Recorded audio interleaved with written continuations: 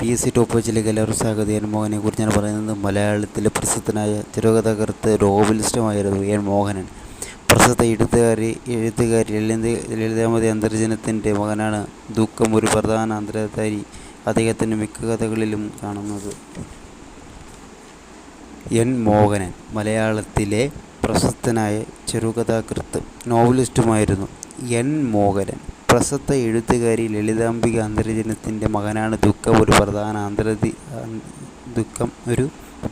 അന്തർജാതിയായി അദ്ദേഹത്തിൻ്റെ മിക്ക കഥകളിലുമായി കാണുന്നത്.